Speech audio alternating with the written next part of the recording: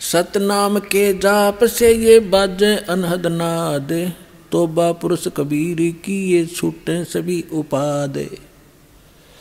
अब उपाद माने ये बेमतलब की बकवादें जो आप कर रहे हो, ये करण की कोनी। जैसे किसी पंथ में आपने देखा 4 क्रिया बताते हैं, ये सतपाल जी उसका अंसा देश वाले उसका भाई बाल योगेश्वर के जिसको प्रेम नाम है उसका, ये क्या बताते हैं? 4 क्रिया बताते हैं। अकल देखो इनकी। कान बंद कर लो, अंदर की आवाज़ सुनो। आंखें बंद कर लो, अब आँख आप दाब लो थोड़ी देर, एकदम चमक सी होगी अंदर, यो प्रकाश, ये भगवान का रूप। फिर तालू पर जीभ लगा लो, मुंह जीभ उल्टा करके तालू पर लगा लो, अमृत क्रिया होगी। इस शरीर में एक काल व्यवस्था ही आपको महसूस होगी। और फिर वो नाम क्या देते हैं? हंसो हंसो। अब उल्टा कर लो, सोम हो गया, तुम सीधा ही कर लो ना, हंसो हंसो की क्या जरूरत रहेगी फिर। और फिर उसके 2 भाग कर लो, 100 बार हम अंदर, मोटरसाइकिल में बीच तक तोड़ो और 2 भाग कर लो, इसको इधर चलाओ, इसको इधर। और जिन महापुरुषों को भगवान मिले उन्होंने क्या क्या बताया? ये 2 अक्षर का मंत्र है।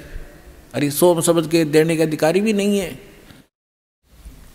वेद में लिखा है, ऋग्वेद मंडल नंबर 9 सूक्त 95 के मंत्र 1 में लिखा है कि परमात्मा जब 2 में भी लिखा है, 1 2 में दोनों में, परमात्मा स्वयं आते हैं, कवि की तरह आचरण करते हैं, अपने मुख कमल से वाणी बोलते हैं, और वो यानी एक विशेष गूढ़ मंत्रों का आविष्कार करते हैं।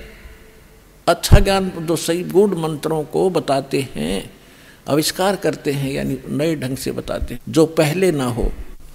और परमात्मा भी कहते हैं, सो हम शब्द हम जग में लाए, सार शब्द हम गुप्त छुपाए। ये जो सोहम मंत्र है हम लाए हैं, किसी शास्त्र में सोहम नहीं है। हंसो को उल्टा करने का क्या, तो कि हंस तो जीव होता है और सोहम मंत्र है। गरीबदास जी ने लिखा है, दम सुदम को सोहद ले, ओ हम सोहम सारे, उल्टा गोता मारिए परले पार दीदारे। दम सुदम, दम श्वास, उश्वास को सोध ले, और ये 2 अक्षर का मंत्र जो दास ने भी बोला है, ये है वो सार मंत्र। नानक साहिब जी की भाई बाला वाली जन्म साखी में आपको बहुत बार दिखा है, नानक साहब ये जाप करते थे। धर्मदास जी के विषय में आपको बता दिया, 2 अक्षर का मंत्र सतनाम वही परमात्मा ने उनको दिया था। दादू साहिब जी को परमात्मा मिले, उनको यही नाम दिया था। नामदेव जी को परमात्मा मिले, उनको यही नाम दिया था। नामा छिपा ओम तारी, पीछे सोहम भेद विचारी, सार शब्द पाया जद लोई, आवागमन बहुर ना हुई। अकेले सतनाम से भी पार नहीं होगा, 2 अक्षर के मंत्र से भी। ये सार नाम जरूरी है। जैसे हम हैंडपंप लगाते हैं, हमारा उद्देश्य जल प्राप्ति करना, और जल प्राप्ति के लिए जो साधन है बोकी और पाइप, ये हमारे पूज्य नहीं है, ये इंस्ट्रूमेंट हैं उस जल को पाने के लिए।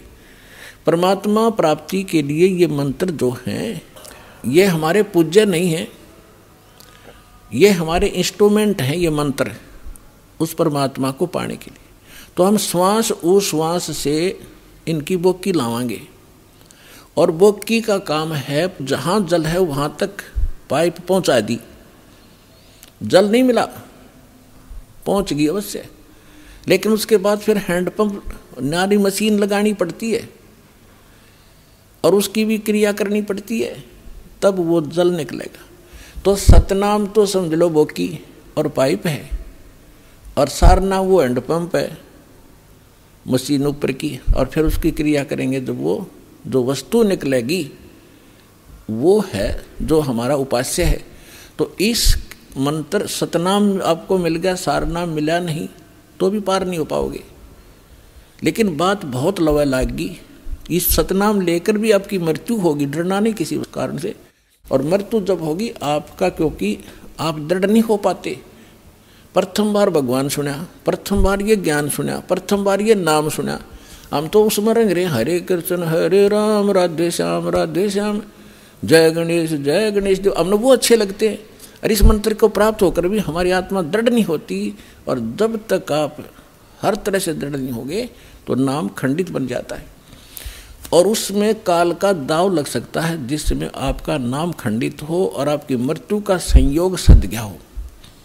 अगर नाम सही है तो आपका जीवन एक्सटेंड करेगा, मृत्यु नहीं होगी। फिर भी सतनाम प्राप्त प्राणी ने खूब जाप कर लिया, मृत्यु होगी, तुरंत मनुष्य जीवन मिलेगा, और 2-3 वर्ष के बाद उसको यही नाम बचपन से शुरू होगा और सार नाम मिलेगा और पार हो जाएगा। असंग जन्म हो गया अपना भटकता ने। अपने आत्मा सौभाग्य उन प्राणियों का जो अपने केवल रोग के लिए ही यहाँ आते कटवाने के लिए। अब रोग तो भगवान के आगे कुछ है ही वस्तु नहीं, 2 मिनट में ठीक करें ये सारे संसार के रचनार 1 मिनट में। जब गोरखनाथ जैसे मुर्दे जिंदा कर सकते हैं, ये क्या नहीं कर सकता, एक सोचने की बात है। ये समझ सकती है, 1 सेकंड में सब कुछ कर सकता है, लेकिन हमारा विश्वास दृढ़ नहीं होता। फिर भी जैसे यहाँ नाम लिया, आपको भक्तों से सुनते हो, मुझे ये लाभ हुआ, मुझे ये लाभ हुआ, मुझे ये ठीक हो गया, तो उस आत्मा का दृढ़ विश्वास होता है जो केवल रोग निवारण के लिए आए हैं, संकट निवारण के लिए। उन्होंने मंत्र लिया और उसका खूब जाप करेंगे। यहाँ से जाते ही क्या होगा, काल के दूत चारों तरफ से भेज दिए जाएंगे। वहाँ क्या रखा है, चल तुझे वहाँ झाड़ा लगवाते हैं, वहाँ क्या रखा, वो बड़े संत वहाँ ले चलते हैं। तो पुण्यात्माओं, इस कारण से वो नाम खंडित होने से वो मृत्यु को प्राप्त हो जाता है जो यहाँ आया था, नाम खंडित होने से। अब फिर भी उसको इतना लाभ मिलेगा, क्योंकि वहाँ तो लाभ होना नहीं था, वो तो नाश कर दिया, उसके भक्ति बदनाश कर दी और आगे कुछ मिलना ही नहीं था, वहाँ धक्के खा ही रहे थे हम। फिर भी उस प्राणी को इतना लाभ होगा, उसको तो मालूम नहीं, ना उसके साथ आने वालों को इतना ज्ञान, वो भी नहीं सोचेंगे यूँ मर गया हम जावा को नहीं, वहाँ पर इसकी मृत्यु होगी, लेकिन वो ना आओ, लेकिन उसके लिए कल्याण हो गया उसका। उसने नाम ले लिया, मृत्यु होगी, या मृत्यु तो वह एक्सीडेंट में हो जाए जब के कर ले, तो तुरंत मनुष्य जीवन मिलेगा उस प्राणी को जो पहला मंत्र भी प्राप्त कर लिया, और 10-20 मंत्र भी उसने जाप कर लिए, मनुष्य जीवन गारंटीड है। और मनुष्य जीवन मिल गया तो फिर यहाँ आएगा, भक्ति बीज बू गया उसके अंदर, और उस अगले जन्म में पार हो जाएगा। ये तो असंग जन्म हो गया, मरते और जन्म त्याने। तो पुण्यात्माओं, दृढ़ रहोगे तो रोग भी कटेगा, ऐसा जीवन में मोक्ष होगा। और कारण यह है कि अभी हमारी संख्या कम है, काल से प्रेरित, अज्ञान से प्रेरित जनता घनी है, वो आपके नामों को खंडित करवाए बिना छोड़ती नहीं। लेकिन फिर भी दास की कोशिश है कि ज्ञान इतना दृढ़ कर दूं आपको कि डगमग ना हो सको, तो जल्दी काम बन जाएगा।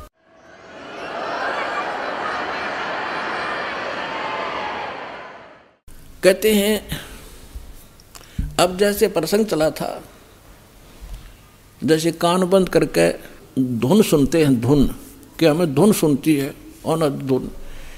अब नाम तो तुम जाप क्या करते हो और धुन सुनने का दावा करते हो, हमने सतलोक वाली सुनगी। अब धुन क्या चीज़ है और मंत्र क्या चीज़ है। जैसे एक ढोल होता, ढोलक, ढोलक के बजाने का एक विशेष डंडा सा होते हैं, छोटे छोटे डंड की ही, और उनको ही लगाने से, बजाने से उसकी वो वही आवाज़ निकलती है जो ढोल की होनी चाहिए। और उस ढोलक के उन विशेष डंडियों की बजाय अगर जूते निकाल के मारने लग जाओगे, उनकी भी आवाज़ आवेगी, लेकिन वो विशेष डंडी वाली नहीं आवेगी। वो सुर में सुर नहीं मिला सकती उस बाजे उन औरों के साथ, तो वो व्यर्थ है, उसको भगा दिया जाएगा, क्या बकवास कर रहा है तू, तेरा सुर में सुर नहीं मिल रहा। तो जो ये नाम जाप करते हैं काल के, धुन सुनते हैं इसमें, तो वो ढोल का जूत्या वाली आवाज़ सुन रही है, उनको वो आवाज़ भी ना सुन जो वास्तविक सुननी चाहिए। तो इस सत्य नाम के जाप से जो आपको यहाँ धुन सुनेगी, लेकिन इस धुन को सुनकर हम करेंगे क्या, हमने तो वहाँ जाना जहाँ से धुन आ रही है, ये धुन न चाटेंगे हम, कोई बात है। हम तो वहाँ जाएंगे जहाँ से धुन यहाँ आ रही है, वहाँ पहुँचेंगे, तब जाकर बात बनेगी। अब जैसे ये संसारिक लोग ढोल ढाल बजाते हैं, कब, जब विवाह होता है। अब हम गांव के बाहर बैठ कर ढोल सुने जाकर, ढोल सुने भाई, तो क्या वहाँ लड्डू जलेबी मिल जाएंगी? लड्डू जलेबी तो वहाँ मिलेगी जहाँ वो ढोल बज रहा है, वहाँ जाना पड़ेगा। तो इस प्रकार हमने सतलोक जाना पड़ेगा, वहाँ सब सुख प्राप्त होंगे। इस धुन से कोई लाभ नहीं, बजो सुनो ना सुनो, आपको जो मंत्र दे दिया इसे अपने आप वो बज रही है, अपने आप सुर खुलते चले जाएंगे। इसमें असंख्य धुनें हो रही हैं शरीर के अंदर, वो धुन न्यारी है इनसे। कोई है रे परले पार का, जो भेद कहे झनकार का। गरीबदास जी कह रहे हैं कोई है उस परले पार का, यहाँ मुझे बताओ, और वो धुन का भेद बताओ, जो धुन वहाँ है परले पार यानी सतलोक में। ये नकली धुनें हैं, यहाँ पर जो तुम सुन रहे हो ये धुन वो नहीं है।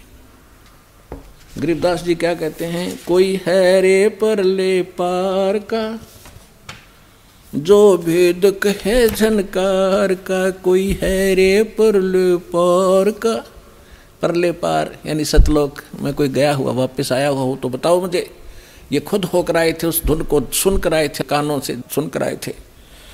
कोई है रे परले पार का, जो भेद कहे झनकार का। झन मानुष झनकार मानुष धुन का। वारही गोरख वारही दत्त, वारही धरु प्रहलाद अर्थ। ये तुम्हारे गोरख भी इधर ही, वारवन उर्ली साइड। वारही गोरख वारही दत्त, दत्त मान दत्तात्रेय जी, और ध्रुव और प्रहलाद ये सभी इधर ही हैं, काल के ही जाल में हैं। वारही गोरख वारही दत्त, वारही ध्रुव प्रहलाद अर्थ। वारही सुखदेव वारही व्यास, वारही पाराशर प्रकाश। वारही दुर्वासा दरवेश, वारही नारद सारद शेष। वारही भर्तरी गोपी चंद, वारही सनक सनंदन बंद। वारही ब्रह्मा वारही इंद्र, वारही संस कला गोविंद। वारही शिव शंकर जो संभ, वारही धर्मराय अर्भ आरंभ। वारही धर्मराय धर धीर, परम धाम पहुँचे हे कबीर। रग यजुषाम अथर वेद, परम धाम नीलय हा भेद। अलल पंख अगाध भेव, जैसे कुंजी सुरती सेव। वार पार थे हाना था, गरीबदास निर्गुण निगाह। अब क्या बताते हैं आदरणीय गरीबदास साहिब जी, परमात्मा से परिचित होकर सतलोक में वो धुन सुनकर वापस आए तो वो कह रहे हैं कोई है रे परले पार का, जो भेद कहे उस धनकार का। वार ही गोरख, वार ही माने उरले तरफ, वार ही गोरख, वार ही दत्तात्रेय, और वार ही ध्रुव प्रहलाद, वार ही सुखदेव, वार ही व्यास, और वार ही पाराशर प्रकाश। पाराशर प्रकाश माने जो पाराशर जी ने एक पुराण लिखी है उसको पाराशर का ज्ञान बताते। यानी इन पुराणों के और वेदों के सबके राइटर हैं कौन? व्यास जी। और ये ज्ञान व्यास जी का अपने सत्र का वो तो पुराणों में है। वेद ज्ञान और गीता ज्ञान जो है ये वेद व्यास के सत्र का नहीं है। वेद व्यास जी के अंदर एक ऐसी एक गुण दृष्टि दे दी जाती है, दिव्य दृष्टि, जो भी हम वचन शब्द बोलते हैं ये कभी नाश नहीं होता, ये ब्रह्मांड में घूमता रहता है, पूरे के पूरे सेंटेंस घूमते रहते हैं। अब भाषाएं बदलती रहती हैं जिस कारण से वो आज ऋषि नहीं समझ पाते। तो परमात्मा एक ऐसा गुण देता है अपने ज्ञान को लिपिबद्ध कराने के लिए, तो वेद व्यास में दिया था। और उन्होंने वेदों को जो भी जैसा था एज इट इज लिख दिया, उसमें अपना कुछ भी नहीं मिलाया। फिर उससे हट करके पुराण भी उन्होंने जिसने जैसा बोला था, गीता ज्ञान जो श्री कृष्ण के अंदर से काल जो बोल रहा था उसको व्यास जी नहीं पहचान सके। श्री कृष्ण में जो काल बोल रहा था, श्री कृष्ण के शरीर का प्रयोग करके जो वार्ता अर्जुन और उस श्री कृष्ण के मुख से बोल रहे उस ज्ञान की हुई थी, वह जो भी थी एज इट इज लिख दी उसने। जो संजय ने बोला, धृतराष्ट्र ने बोला, फलाने ने बोला, वो सारा कुछ लिख दिया। इसमें इसका अपना कोई रोल नहीं। और इसका रोल होता फिर ये इसमें पूछता है ये देवी पुराण के अंदर प्रथम स्कंद में कि हे भगवान, उस नारद जी से पूछ रहा है कि सृष्टि किसने रची, कैसे रची। नारद जी बता रहे हो मैंने अपने पिता से सुनी नो। था उनको ज्ञान होता है व्यास जी को, तो वो अपने ही तरफ से लिखता और अपना ही ज्ञान बताता। तो यहाँ कहने का भाव ये है कि ये चारों वेद जो हैं ये इनके अंदर परमात्मा परम धाम का पाने का ज्ञान नहीं है, उस परमात्मा की महिमा अवश्य लिखी है। तो इसके लिए क्या बता रहे हैं, धर्मराज दरबार में देई कबीर तलाक, मेरे भूले चूके हंस को तू पकड़िए मत जाके।